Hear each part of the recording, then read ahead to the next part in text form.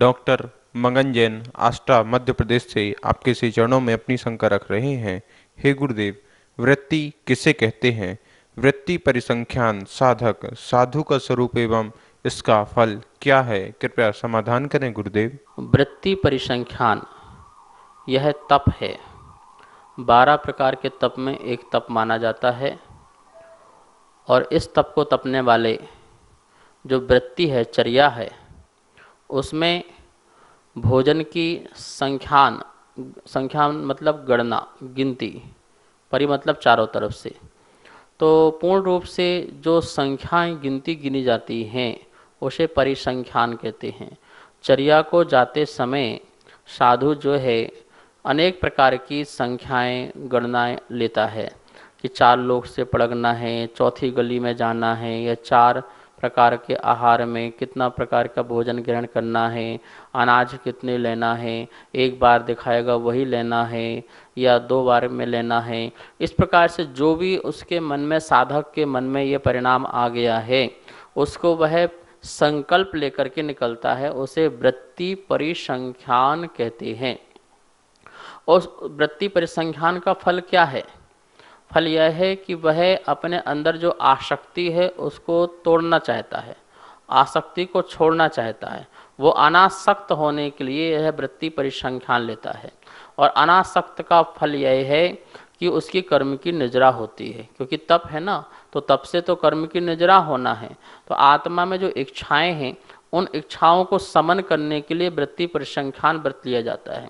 मुनिराज ने नियम ले लिया कि फलाने गली में जाऊंगा, फलाना नंबर का चौका होगा, वह मिलेगा तो आहार ग्रहण करूंगा, नहीं होगा तो नहीं ग्रहण करूंगा, दूसरी गली में नहीं जाऊंगा। तो ये वृत्ति परिसंख्यान है। वृत्ति मतलब चर्या है, ये साधक की अपनी चर्या है और उसमें वह चर्या में कुछ गिनतियां अपने लिए रख लेता है कि इतनी गिनती का मैं आहार लूँगा, इतने व्यक्तियों से लूँगा, इतनी गली में जाऊंगा तो लूँगा, अन्न नहीं लूँगा, एक घर का लूँगा। 7 घर तक वो जा सकते हैं ना, तो 7 घरों तक क्या बोलते कि गए और वहाँ पर देखा कि जो हैं उनसे मैंने आहार लिया, मिल गया तो आहार लिया, नहीं तो नहीं लिया। तो इस प्रकार से जो मुनिराज हैं अपनी जो संख्या बना लेते हैं, वह जो अपनी संकल्प बुद्धि में कर लेते हैं, उसी को ही यहाँ पर आचरण भवन वृत्ति परिसंख्यान कहते हैं। इससे आसक्ति छूटती है, इच्छाओं रुकते हैं और कर्मों की निजरा भी होती है। यही इसका फल है, कर्मों की निजरा। प्रखर जैन गाजियाबाद उत्तर प्रदेश से आपके श्री चरणों में अपनी शंका रख रहे हैं। हे गुरुदेव, जो आपके द्वारा नित्य तत्वार्थ सूत्र का अध्ययन कराया जा रहा है, मैं प्रतिदिन यह अध्ययन कर रहा हूँ और बहुत ही सुंदर आपके साथ अध्ययन कर रहा हूँ। गुरुदेव, मेरे मन में यह शंका उत्पन्न हो रही है कि जब हम स्वाध्याय करने बैठते हैं तो हमें किन भावों के साथ स्वाध्याय करना चाहिए ताकि हमें इसका पूर्ण लाभ हो सके? कृपया समाधान करें गुरुदेव। स्वाध्याय, स्वाध्याय, जहाँ पर अपनी आत्मा का ही अध्याय प्रारंभ हो जाए उसका नाम स्वाध्याय। इस भाव से हमें स्वाध्याय करना बैठना चाहिए कि हमारा स्वयं का आचरण सुधरे, मैं उसे जीवन में उतार सकूं। हे प्रभु, आपकी वाणी जो है मैं इसे पढ़ूं मात्र नहीं, सुनूं मात्र नहीं, अपने जीवन में उतारूं, ऐसी शक्ति के भाव को लेकर के स्वाध्याय में बैठना चाहिए, स्वाध्याय करना चाहिए। और जिनेंद्र भगवान के प्रति अपूर्व महिमा अपने अंदर प्रकट होना चाहिए कि प्रभु यदि आपकी वाणी ना होती तो हमारा जीवन का क्या होता, हमारा जीवन सफल और सार्थक कैसे होता, धन्य कैसे होता। इस भाव को लेकर के बैठना चाहिए। तो स्वाध्याय कभी भी पर को पढ़ाने के लिए नहीं, पर को बताने के लिए नहीं पढ़ना। हम सोचे कि हम स्वाध्याय इसलिए कर रहे हैं, कोई हमसे कोई पूछे तो कम से कम उसे बता तो सकें। तो पराध्याय नहीं करना है, स्वाध्याय करना है, अपनी आत्मा का ही अध्ययन हो जाए ऐसा स्वाध्याय करना। और भाव हमारे यह होना चाहिए कि यह स्वाध्याय के माध्यम से मैं रत्नात्रय धारण करके कर्मों का क्षय करके मोक्ष को प्राप्त कर सकूं। नमोस्तु आचार्य श्री। हुकुमचंद्र जैन कोटा राजस्थान से आपके श्री चरणों में नमोस्तु निवेदित करते हुए अपनी शंका रख रहे हैं। हे गुरुदेव, मनुष्य पर्याय में तो सभी प्रकार का आश्रय होता है, तो क्या मेरी शंका यह है कि एक इंद्रिय, दो इंद्रिय सभी जीवों को भी किसी प्रकार से आश्रय होता है या नहीं, कृपया समाधान करें गुरुदेव। देखिए, संसार में ऐसा कोई प्राणी नहीं है जिसको आश्रय ना होता हो, चाहे वो एक इंद्रिय हो, दो इंद्रिय हो, कोई भी जीव हो, सभी को आश्रय होता है। एक इंद्रिय जीव के बहुत भाव कलंकित होते हैं, संक्लेशित होते हैं।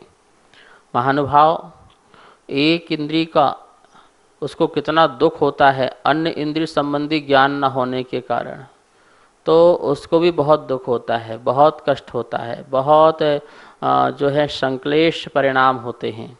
तो आश्रय बहुत होता है, ठीक है ना। तो मनुष्य हो, त्रियंच हो, देव हो, नारकी हो, सभी को आश्रय होता है। और उन आश्रयों का जो फल है, बंध के बाद जो उनको उदय में आते हैं, जो भी फल प्राप्त होते हैं उसे भी वो प्राप्त करते हैं।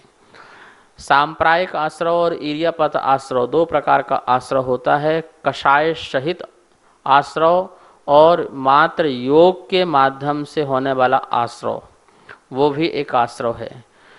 जो तीर्थंकर हैं, जो अरहंत केवली हैं, उनके भी नो कर्म आदि का जो आहार वर्गणाएं हैं, उनका भी उनको आश्रय होता है। वो बात अलग है, अधिक समय तक के लिए वह बंध को प्राप्त नहीं होता है, लेकिन आश्रय उनको भी होता है। मतलब कि केवली पर्यंत तक भी कर्म का आश्रय होता है। तो संसार में ऐसा कोई जीव नहीं है जो आश्रयवान ना हो। नमोस्तु आचार्य श्री। सुबोध जैन बैठन से आपके श्री चरणों में अपनी शंका रख रहे हैं। हे गुरुदेव, बचपन से ऐसे ही सुनते आ रहे हैं कि मामा और भांजे अगर एक ही जहाज या नाव में बैठ के समुद्र या नदी पार करते हैं तो वह जहाज डूब जाता है। क्या यह मिथ्यात्व है या नहीं, कृपया समाधान करें गुरुदेव। इसको कहते हैं काकताली न्याय। काकताली न्याय का मतलब होता है कि जैसे कौआ डाल में बैठा और डाल टूट गई हो, तो लोगों ने कहा देखो कौए के बैठने से डाल टूट जाती है, और वही चला आया परंपरा में से, कौआ बैठेगा और डाल टूट जाएगी। अब टूटे ना टूटे बात अलग है, परंपरा वही चली आएगी। ऐसी कभी किसी के साथ ऐसी घटना घट गई हो एक दो, तो उसे लोगों ने सिद्धांत समझ लिया। ऐसा होता नहीं है भाई, सभी जीव का अपना अपना कर्म का उदय होता है। और ना हो तो प्रैक्टिकल करके देख लो, आपकी मिथ्यात्व की धारणाएं जो हैं वो टूट जाएंगी। कि मामा भांजा एक साथ जा रहे हों और नाव डूब जाए, जहाज डूब जाए, ये सब मिथ्या बातें हैं। ऐसी कुरीतियाँ अपने मन में नहीं पालना चाहिए। और ऐसी एक बात नहीं, हजारों अनंतों बातें ऐसी हैं जो ये मनुष्य ढो रहा है, बेमतलब का बोझ ढो रहा है। इसी बोझ को ढोने को आचरण कहते हैं मिथ्यात्व। और ऐसी दृष्टि रखने वाला, ऐसा श्रद्धान रखने वाला मिथ्या दृष्टि है।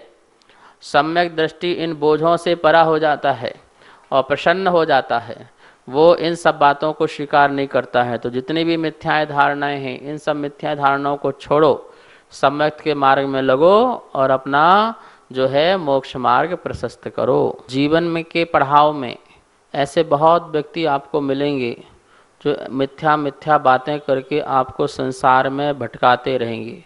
आपने ऐसा नहीं किया, आपका ऐसा हो जाएगा। आप वहाँ गए थे, आपने वहाँ पर गाड़ी का हॉर्न नहीं बजाया था, इसलिए आपका एक्सीडेंट हो गया। ऐसे बहुत लोग हैं कि गाड़ी चलाते हैं और विशेष स्थान पर गाड़ी का हॉर्न जरूर बजाते हैं। उनसे बोला क्यों भाई, क्यों बजाते हो? बोले यहाँ एक्सीडेंट होते हैं जो हॉर्न नहीं बजाता है। बोले बहुत एक्सीडेंट देखे भी हैं। तो खुदा ना खास्ता कभी ऐसा हो गया हो तो उसको कानून नहीं बना लेना चाहिए। तो ऐसी बहुत सारी मिथ्या बातें और मिथ्या भ्रम, जो भ्रामक प्रचार लोगों ने कर रखा है, उसके कारण व्यक्ति बहुत दुखी है। आपको दुखी होने की ज़रूरत नहीं है, आप सुखी हो जाओ। महावीर स्वामी कहते हैं कोई किसी का बिगाड़ नहीं सकता है जब तक आपके स्वयं का आसाता का कर्म का उदय ना हो। तो ये सब मिथ्या प्रचार हैं, मिथ्या बातें हैं, इन सबको आपको छोड़ देना चाहिए। सम्यक बातों में, सम्यक विचारों में आप लगिए और चिंतन मंथन करके आप सच्चे मार्ग में चलिए।